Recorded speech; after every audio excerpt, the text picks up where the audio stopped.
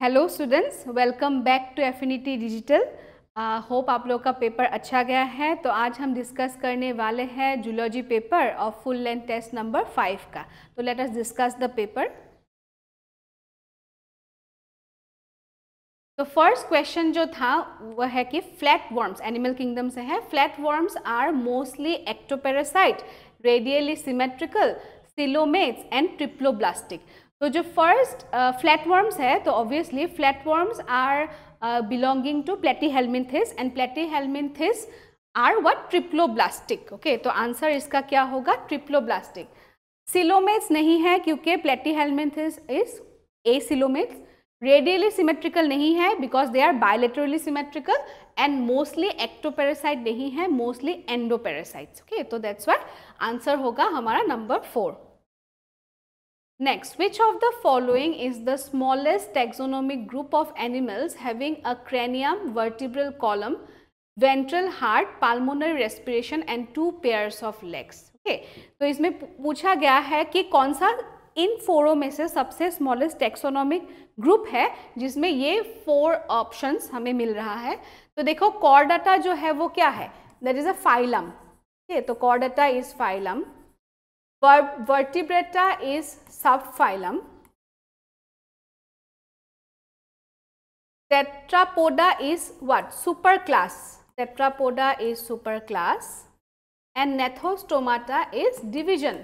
Okay, तो out of ये 4 options में से ऑब्वियसली टेट्रापोडा जो है वो सबसे छोटा टेक्सोनोमिक पोजीशन है, which contains cranium, vertebral column, ventral heart, pulmonary respiration and 2 pairs of legs.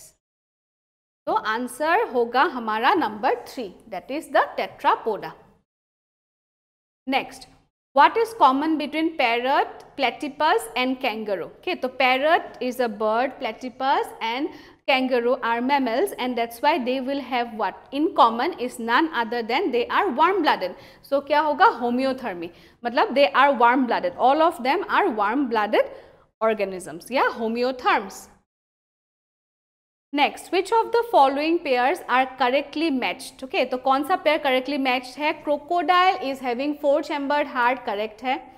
sea urchin is having parapodia, it is incorrect. Okay, then Obelia, क्योंकि सी आर्चिन क्या है? इकाइनोडर्माटा, एंड पैरापोडिया किस phylum में होता है? Annelida, aquatic annelids are having that.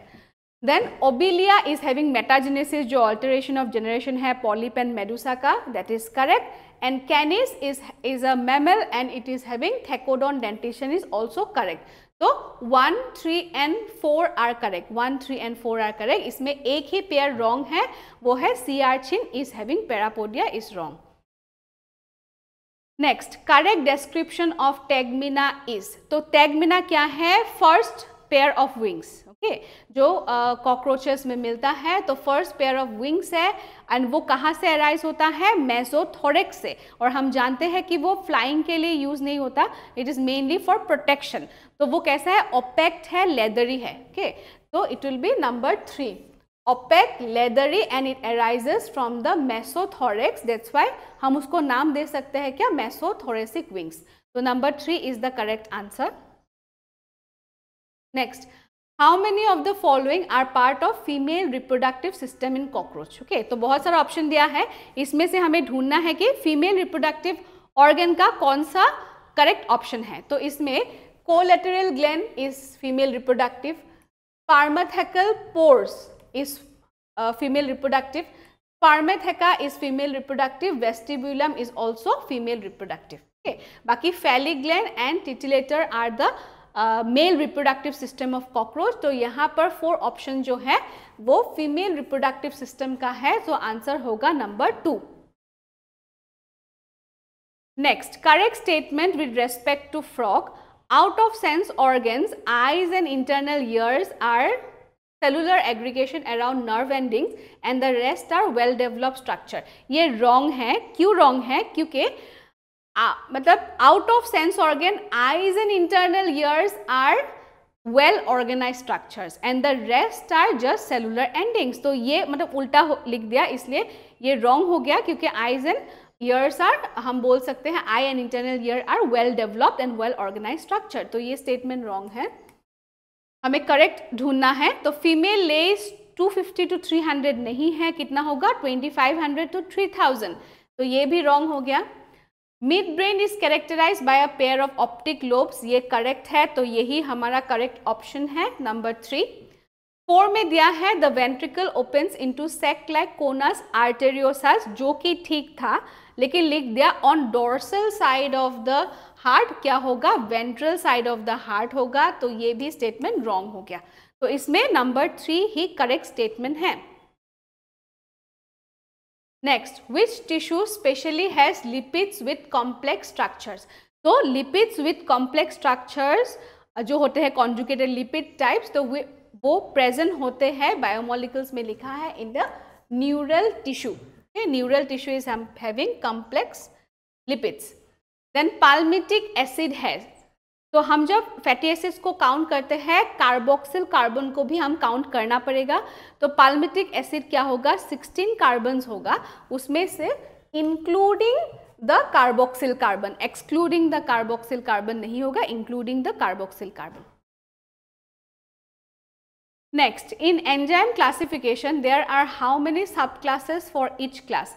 तो each class के लिए वो क्लियरली एनसीईआरटी में लिखा है is having 4 to 13 classes. Enzymes have 6 classes और ईच क्लासेस का कितना सब क्लासेस हो सकता है, 4 से लेकर 13 तक सब क्लासेस हो सकता है, जो कि एनसीईआरटी में भी क्लियरली मेंशन है, तो ये इंपॉर्टेंट क्वेश्चन है। Next, chitin is a polysaccharide, हम जानते हैं, एंड उसमें नाइट्रोजनस कंपाउंड रहता है, so that's why it is coming under the option number 2, that is nitrogenous polysaccharide. It is a nitrogenous polysaccharide. Next, तो ये देखो रेस्पिरेशन चैप्टर से है। इफ TLC मतलब total lung capacity is 5500, IRV मतलब inspiratory capacity is 2950, ERV expiratory reserve volume is your 900, मतलब IRV is inspiratory reserve volume is 2950, ERV expiratory reserve volume is 900 and TV मतलब tidal volume is 500, then what will be the RV? तो हम जानते हैं कि इन तीनों का summation मतलब IRV plus ERV plus TV is equal to vital capacity, and TLC है कि vital capacity minus RV।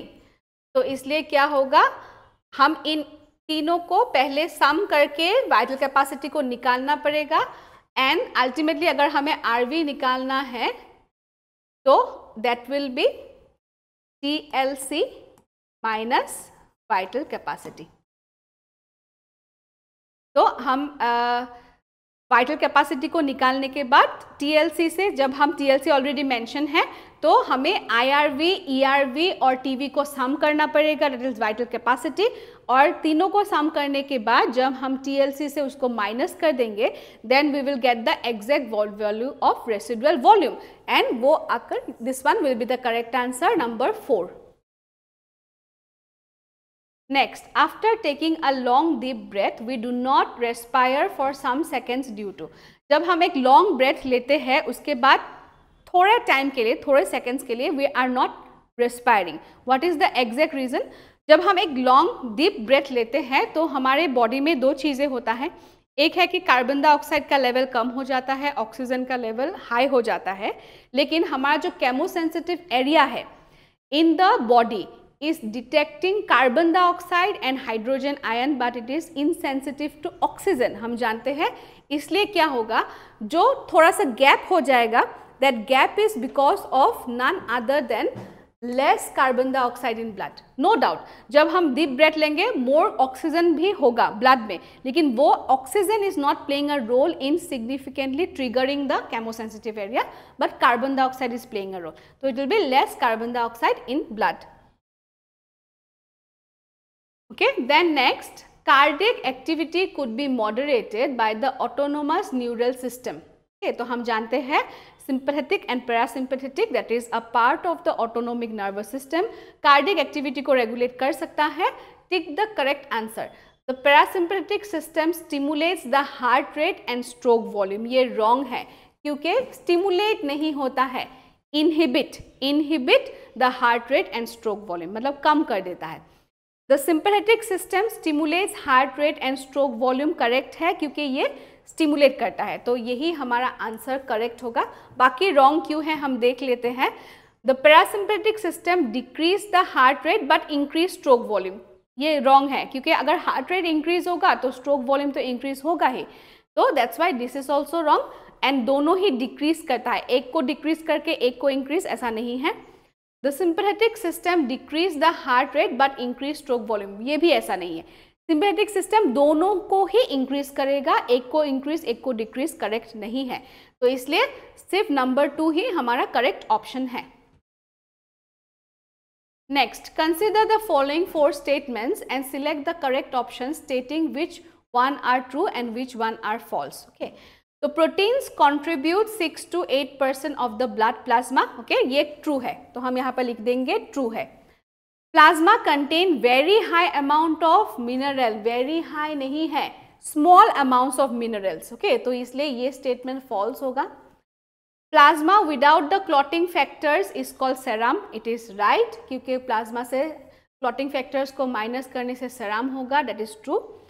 Glucose, amino acid, lipids, etc. are also present in the plasma as they are in transient in the body. This is also true. मतलब इसमें हमारा सिर्फ एक ही option गलत है, that is number 2. Okay, तो 2 होगा हमारा correct answer. Next, a drop of each of the following is placed separately on 4 slides. Which of them will not coagulate? तो हमने 4 चीज़ों को सपोज सेपरेटली प्लेस किया है स्लाइड में, तो कौन सा कोआगुलेट नहीं होगा? ब्लड फ्रॉम पाल्मोनरी आर्टरी तो कोआगुलेट होगा, होल ब्लड फ्रॉम पाल्मोनरी वेन भी कोआगुलेट होगा, ब्लड प्लाज्मा भी कोआगुलेट होगा। ओके, बिकॉज ब्लड प्लाज्मा में क्लॉटिंग फैक्टर्स रहते हैं, तो कौन कोआगुलेट नहीं होगा?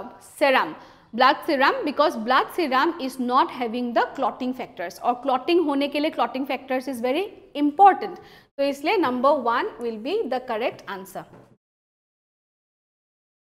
Next, which of the following is not correct with respect to human kidney?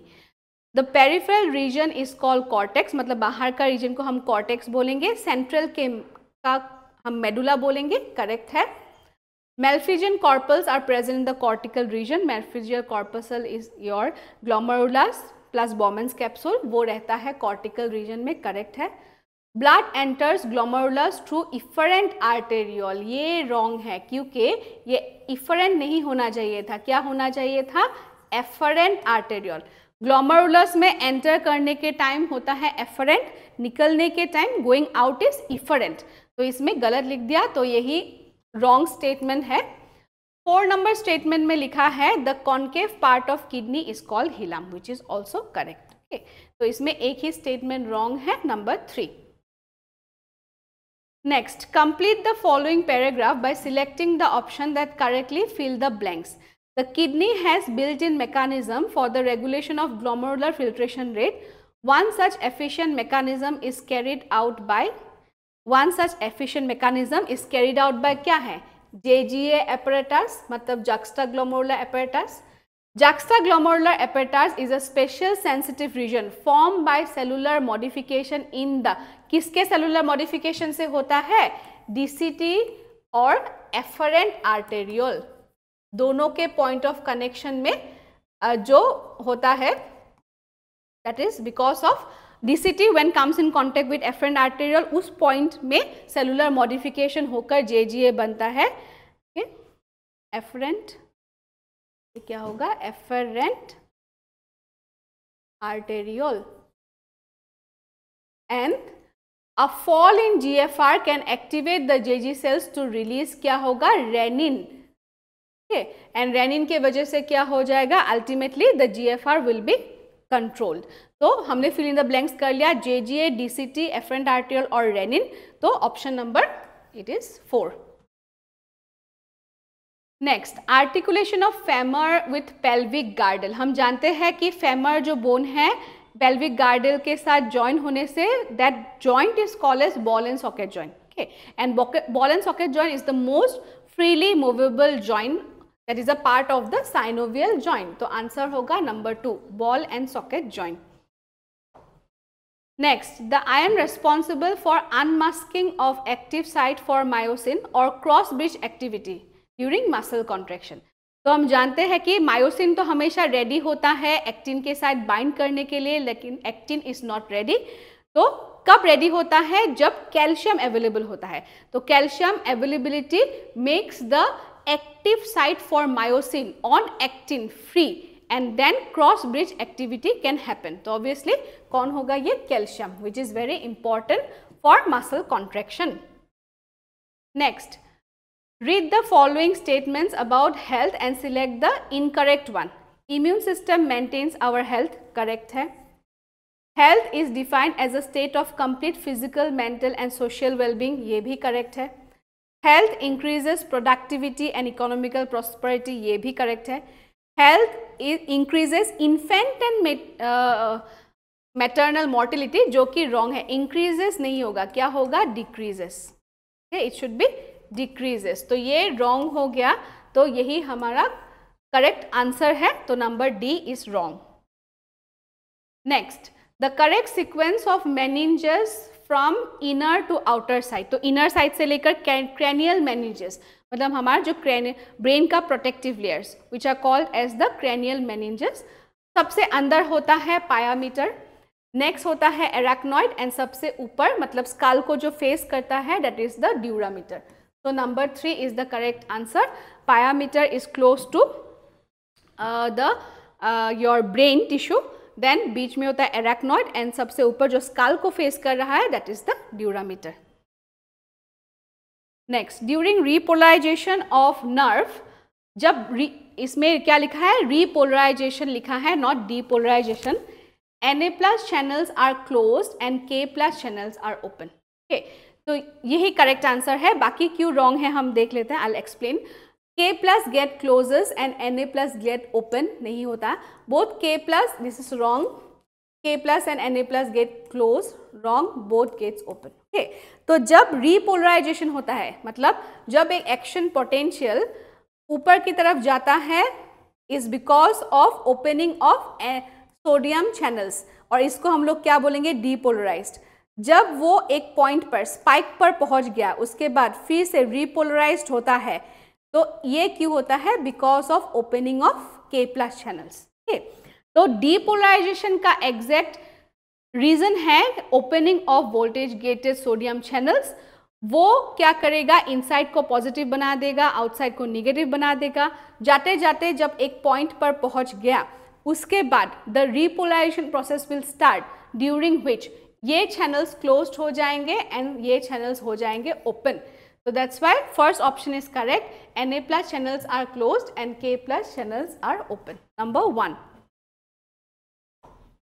Next, inhibition and stimulation of gastric secretion are controlled by hormone. Inhibition कौन respectively होगा, इसलिए inhibition कौन करता है? एंटेरोगेस्ट्रॉन. एंड कौन गैस्ट्रिक सिक्रीशन को बढ़ाता है? It is the gastrin. Okay, जो केमिकल कोऑर्डिनेशन में लिखा है in the last part. तो enterogastron is for inhibition and gastrin is for stimulation. Number 2. What is the function of calcitonin? तो calcitonin एक thyroid gland का thyroid gland is producing the calcitonin hormone. Calcitonin और parathyroid hormone, okay, दोनों they work for the calcium homeostasis to maintain calcium balance. Calcitonin का particularly जो काम है is to reduce calcium from the blood. तो वो कहाँ पर डेपोजिट करेगा? बोन्स पर डेपोजिट करेगा, या बोन से कैल्शियम को नहीं लाएगा, बोन्स को स्ट्रॉन्गर बनाएगा. तो अल्टीमेटली ये क्या कर रहा है? Decreases calcium level in blood. And parathyroid hormone will do the opposite, it is increasing calcium level in blood. Next, 10 eggs and 10 sperms can be produced from dash and dash meiotic division. हम जानते हैं कि 1 मतलब हम क्या बोल सकते हैं? ऊगोनिया. 1 ऊगोनियम से कितना बनता है? सिर्फ 1 ओवम और एग, लेकिन 1 स्पर्मेटोगोनिया से कितना बनेगा? 4 स्पर्म सेल्स। ओके, तो एक से एक बन रहा है, इसलिए 100 एग्स को प्रोड्यूस करने के लिए 100 मियोटिक डिविजन्स चाहिए, लेकिन एक स्पर्मेटोगोनिया से 4 बन रहा है, इसलिए 25 मियोटिक डिविजन से अल्टीमेटली क्या हो जाएगा? बन जाएगा 100 sperms. So answer is number 2। Next, some important events in the human female reproductive cycle are given below. Arrange the events. Okay, so secretion of FSH, growth of corpus luteum, growth of the follicle and oogenesis, ovulation, sudden increase in the level of LH. तो हमें serially इसको arrange करना पड़ेगा। तो सबसे पहले क्या होगा? This A, this will be number 1, secretion of FSH, जिसके वजह से क्या होगा? सी होगा growth of the follicle and oogenesis, this will be number 2। मतलब हम क्या लिखेंगे यहाँ पर? सी। जब oogenesis मतलब फॉलिकल्स डेवलप हो गया, उसके बाद क्या होगा? Sudden increase in the level of LH, ये होगा number 3, that is called as LH surge. पहले FSH सीक्रेट हुआ, उसके वजह से फॉलिकल्स डेवलप हुआ, oogenesis हुआ, उसके बाद sudden increase in the level of LH that results in ovulation, ये हो गया नंबर 4। एंड ओव्यूलेशन के बाद जो बाहर का ग्राफियन फॉलिकल रहता है, इसमें हम लोग लिखेंगे क्या? D, वो कन्वर्ट हो जाता है किसमें? कॉर्पस ल्यूटियम में। तो ये हो गया नंबर 5।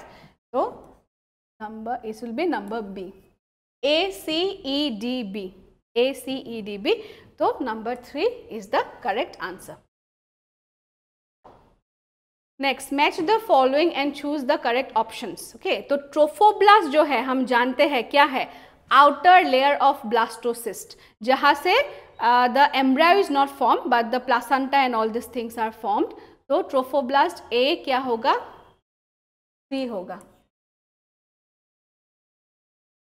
देन क्लीवेज, क्लीवेज का मतलब है जो जाइगोट में माइटोटिक डिवीजन है, जिसमें ग्रोथ फेज कम होता है, बहुत फास्ट होता है, the cells get reduced in the size, it's a type of a mitosis only, लेकिन उसमें ग्रोथ फेज नहीं होता। Size of the cells with each division reduces, इसलिए इसको बोलते हैं क्लीवेज। तो ये जाइगोट में होता है, तो नंबर 4 होगा। Inner cell mass, inner cell mass से क्या होता है? हमारा एम्ब्रायो फॉर्म होता है, मेन टोटीपोटेंट सेल जहां से एम्ब्रायो फॉर्म होता है। तो क्या हुआ? Group of cell that would differentiate as embryo, तो नंबर 2 होगा ये। इम्प्लांटेशन मतलब क्या है? जब वो एंडोमेट्रियम में एम्बेड हो जाता है, स्टिक हो जाता है, तो उसी प्रोसेस को बोलते हैं implantation. It will B number 1। तो A3, B4, so number 2 is the correct answer. Next, go through the following statements. Androgens are produced by interstitial cell. Correct है? Leydig cells जिसका नाम है interstitial cells, androgen testosterone produce करता है. Sertoli cells give rise to germ cell. Wrong. क्या है ये? Nourishing cell है. Spermatogonia will lead to the germ cells. Okay? लेकिन Sertoli cells is not giving rise. It is providing nutrition. Secretion of male accessory gland constitute the seminal plasma, which is rich in fructose, calcium and certain enzymes. Correct है? The presence or absence of hymen is a very reliable indicator of virginity. Wrong है. Okay? क्यों wrong है? क्योंकि the hymen can be broken earlier in life also due to exercise, cycling, all these activities, and it is not यहाँ पे very reliable लिखा है, लेकिन क्या होना चाहिए था? Not a reliable indicator of virginity. Okay, तो इसमें नंबर 2 and 4 is not correct. Okay, और करेक्ट ढूंढने के लिए बोला है, तो number 1 and 3 is correct. Okay, तो 1 and 3 इज करेक्ट, तो number 1 is the answer. Then in the human female menstruation can be deferred by the administration of. menstruation का मतलब क्या है? Bleeding phase.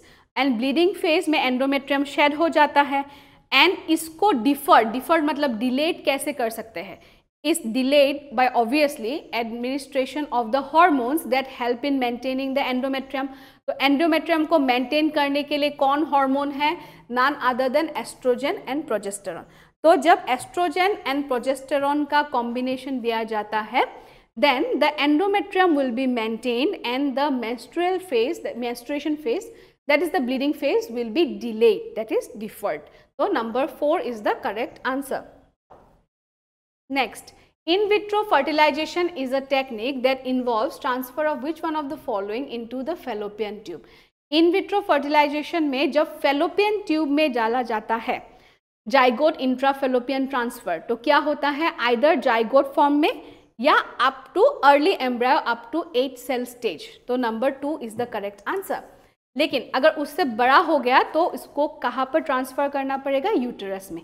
More than 8 blastomeres होने से it will be in the uterus and zygote और less than 8 blastomere is into the fallopian tube. That is a technique in IVF. Next, what do whale, shark and seals have in common?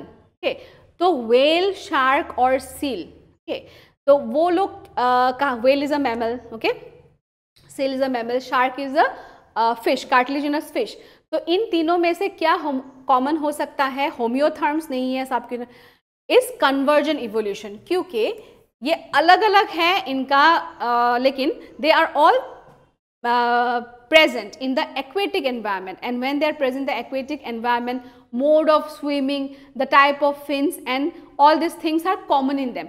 तो though they are belonging to different groups, लेकिन वो एक habitat में जाने की वजह से, requirements की वजह से क्या हो गया? function जो है similar type का हो गया, and जब अलग origin अलग होने से function same type का हो जाता है, उसको हम लोग बोलते हैं क्या? convergent evolution, मतलब converging towards a particular point. That is called as convergent evolution. Which of the following is correct? Homo erectus lived in East and Central Asia. Wrong है. Neanderthal होना चाहिए था, ये wrong हो गया. Agriculture came around 18,000 नहीं है, 10,000 होना चाहिए था, ये wrong हो गया. The skull of modern human resembles more closely to baby chimpanzee than the adult chimpanzee. ये करेक्ट है. ये कहाँ पर दिया गया है? जो एक फिगर दिया गया है NCERT बुक में, comparing the skull of human and the chimpanzee, adult chimpanzee and the baby chimpanzee, उससे पता चला है कि जो ह्यूमन का स्कल है वो बेबी चिंपांजी के साथ ज़्यादा मैच होता है. तो नंबर 3 करेक्ट है. तो that is our answer. Next, match the evolution concept given in column 1 with their description given in column 2 and select the correct answer. तो म्यूटेशन जो है वो क्या है? Source of new alleles. Okay, तो mutation के वजह से न्यू एलिल्स आता है, ऐड होता है. जीन फ्लो का मतलब है जब इमिग्रेशन होता है, एमिग्रेशन होता है, वो एलिल फ्रीक्वेंसी को चेंज कर देता है. That is called as the gene flow. Then natural selection मतलब क्या है? Differences in survival and reproduction among variant individuals. तो जो बेटर स्ट्रॉन्गेस्ट है, they will survival of the fittest, they will survive more. तो ये होगा नंबर 2. और जेनेटिक ड्रिफ्ट क्या है? Change in population allele frequencies due to chance alone. तो ये होगा नंबर 1. जेनेटिक ड्रिफ्ट होता है is because of chances. And जो एलिल फ्रीक्वेंसी चेंज हो जाता है because of any chance event, like suppose founder effect, bottleneck effect, तो इसको हम लोग बोलते हैं जेनेटिक ड्रिफ्ट. तो ये होगा number 4 is the correct answer. Next, most modern breeds of domestic dogs are evolve by. जो डोमेस्टिक डॉग्स है उसके जो ब्रीड्स है वो क्यों इवॉल्व हुए? क्योंकि ह्यूमन बींग ने उसको इवॉल्व करा, सिलेक्ट किया. तो जो ह्यूमन बींग सिलेक्ट करते हैं, नेचुरली नहीं है, तो हम उसको क्या बोलेंगे? Artificial selection. Will be called as artificial selection. Next, to confirm a suspected major deficiency of antibodies in a person, you would look for confirmatory evidence. जो एंटीबॉडीज होते हैं ना वो they are none other than globulins. हम इसलिए उसको क्या बोलते हैं? इम्यूनोग्लोबुलिन्स. तो अगर एक पर्सन में एंटीबॉडी का डेफिशिएंसी है, अगर हमें उसको टेस्ट करना है तो हमें क्या टेस्ट करना पड़ेगा कि सेरम में ग्लोबुलिन का लेवल कितना है. अगर कम है that means immunoglobulin is less. तो number 1 is the correct answer. Next, anti-venom injections contain preformed antibodies, whereas polio drops administered into the body contain something else. तो एंटी-वेनॉम में एंटीबॉडीज दिया जाता है, that is a type of passive immunity. लेकिन polio vaccine में हम क्या करते हैं, पैथोजन को ही डेड, इनएक्टिव या एटुनेटेड फॉर्म में दे देते हैं. तो बॉडी जो है अपने आप से इम्यूनिटी प्रोड्यूस करता है, that is a type of active immunity. तो एंटीवेनॉम में तो हम डायरेक्टली प्रीफॉर्म एंटीबॉडीज दे रहे हैं, लेकिन पोलियो में हम लोग क्या दे रहे हैं, पैथोजन दे रहे हैं, but it is an inactivated pathogen, that is be called as the attenuated pathogen. Next, which of the following factors affect human health? Infection, silent mutation, lifestyle, genetic disorder. Infection human health को affect करता है, lifestyle करता है, genetic disorder करता है, लेकिन silent mutation नहीं करता, क्योंकि genetics में तुम लोगों ने पढ़ा है silent mutation का मतलब क्या है. अगर ऐसा म्यूटेशन जिसमें जो कोडोन है ना वो same he type of amino acid को प्रोड्यूस करे, जिसके वजह से द प्रोटीन रिमेन सेम. अगर प्रोटीन सेम ही रहेगा, उसमें कोई इफेक्ट नहीं होगा, तो वो जो कैरेक्टर को रेगुलेट करता है उसमें कोई इफेक्ट नहीं होगा. तो साइलेंट म्यूटेशन में कोई भी इफेक्ट जनरली नहीं होता है ह्यूमन बॉडी को. तो that's why 1, 3 and 4 is the correct answer. The next, match column 1 and column 2. Okay, sporozoites जो है क्या है, infectious form of protozoans. Okay, then filariasis is Wuchereria, number 3. Typhoid can be confirmed by Widal test, and chikungunya is spread by Aedes mosquito. Okay, so this one is the correct answer. Next, which of the following is an endonuclease? Endonuclease मतलब क्या होगा, restriction endonuclease जो अंदर cut करता है and particular sequence में cut करता है. तो इसमें प्रोटीएस तो प्रोटीन को कट करता है, RNase restriction is not correct. DNase 1 and Hind 2, obviously Hind 2 is the answer. DNase 1 क्या करेगा, that will cut the DNA, it is not specific at not a specific restriction site. तो वो भी एक nuclease ही है, but it will cut in different places. तो that's why Hind 2 is the correct endonuclease. Next, if any piece of DNA is somehow transferred into an alien organism, most likely this piece of DNA would not be able to multiply itself in the progeny cells of the organism. Correct है. अगर हम ऐसे ही एक foreign DNA को एक organism के अंदर डाल दे without incorporating it to a vector और पर्टिकुलर मेथड से ना करे, तो वो चांसेस है कि वो मतलब जो डीएनए है foreign DNA, it will not be able to multiply in the progeny, और प्रोजेनी में नहीं जाएगा. That is correct. रीजन में लिखा है for the multiplication of any alien piece of DNA in an organism it needs to be a part of chromosome which has a specific sequence as origin of replication. Correct. हम ऐसे ही एक DNA को डाल देंगे तो नहीं होगा, हमें उसको ऐसे डालना पड़ेगा कि वो एक क्रोमोसोम का पार्ट बन जाए जिसमें एक ओरिजिन ऑफ रेप्लिकेशन हो, and then only it will be going to the progeny. So ये दोनों स्टेटमेंट्स तो करेक्ट है ही एंड करेक्ट एक्सप्लेनेशन भी है, इसलिए number 1 is the correct answer.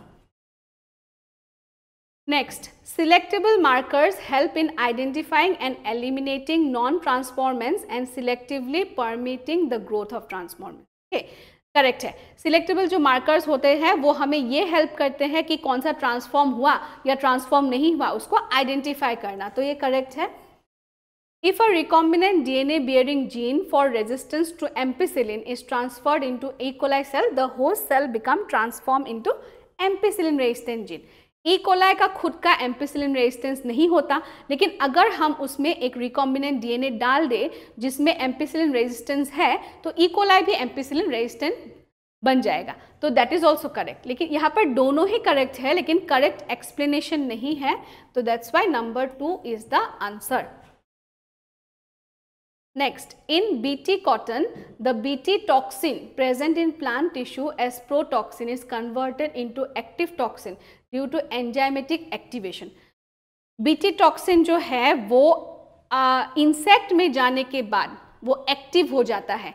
In protoxin होता है, लेकिन वो जाने के बाद एक्टिव बन जाता है. वो क्यों एक्टिव बनता है? Because of alkaline pH of the insect gut. Okay, so answer is number 2. Next, genetic engineering has been successfully used for producing transgenic mice for testy safety of polio vaccine before use in human. So transgenic mice is the most common type of or most हम बोल सकते हैं सबसे ज़्यादा transgenic animals में से सबसे ज़्यादा होता है ट्रांसजेनिक माइस, और उसमें टेस्टिंग किया जाता है डिफरेंट टाइप ऑफ वैक्सीन्स को, and one of the example is polio vaccine.